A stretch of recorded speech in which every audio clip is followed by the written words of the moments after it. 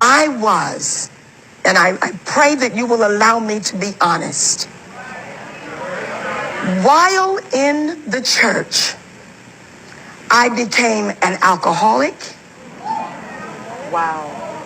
I became a crackhead. I became a heroin addict. And I was a prostitute. In the church, trying to cover what I really felt on the inside.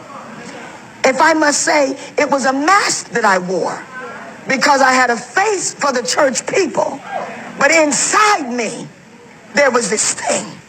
And then to top it all, people of God, when I was in the church, there was a problem in my family concerning situations with my children or my child, and I worked for a lawyer. Now I'm on public TV, so I don't really have anything to hide. That's right. I worked for a lawyer who loved me and gave me a chance of a lifetime. Nothing promiscuous about the love. He just loved me, gave me a chance to work in a law firm. My passion was wanting to be a lawyer, and since I wasn't a lawyer, I became a paralegal and a legal secretary. This man allowed me to work for him, and because of the embarrassment of what I was going through, and that thing was, I embezzled $23,000 from a man who trusted me. Because singing about learning how to trust in Jesus, telling other folk how to have faith in God and have confidence in him, when it hit me, God help me tonight, when it hit me, yes, I did not have enough confidence in God to trust him to bring me out.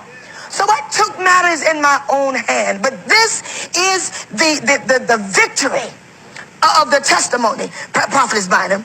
When I went to court, and see, in my little town in Atlantic City, they have a thing about them where if you ever make a mistake, they don't give you a chance to get it together. They don't restore such a one in the spirit of meekness. So after all of that, and I went to court, the folk were passing around the newspaper articles. They were calling folk and telling them what I had done and what I had been through. And people liked it because the devil had already said she'd never be anything. yes, yes, yes. The devil had already said, ain't nothing to her. She can preach, but ain't nothing to her. She sounds good, but there's nothing to her. So let me tell you about my God. When I went to court, and I was standing there before the judge, and the judge looked at me, and I watched people before that going off before me. The judge was having a bad day, I suppose, and the people before me, he was carting them out. The bailiff was taking them out by the side, and he was giving them 30 days, 60 days, a year, 18 months. And when it came to me, when they called my name, and I stood there, and I was so afraid. I'd already packed my little toothbrush, and I already packed my little underwear, because I just knew I was going off to jail. But when I stood there in the courtroom, thank you, Jesus, and the judge looked at me, and he said, Mrs. Lyles, how do you want to serve your time? And I said to him, do I have a choice? He said, yes. He said, you can do weekends or you can do all the days.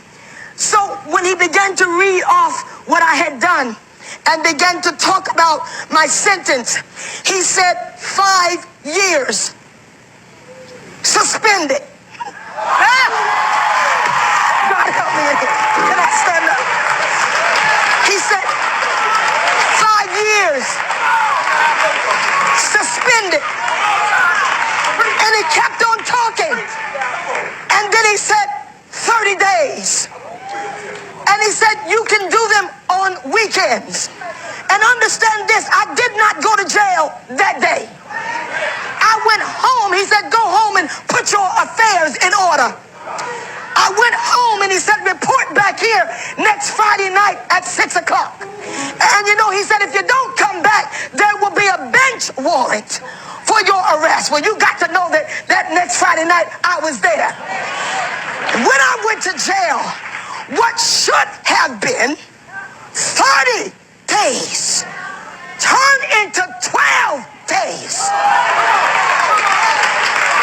But while I was in jail and the church folk were talking, my God, while I was in jail and the church folk were judging, God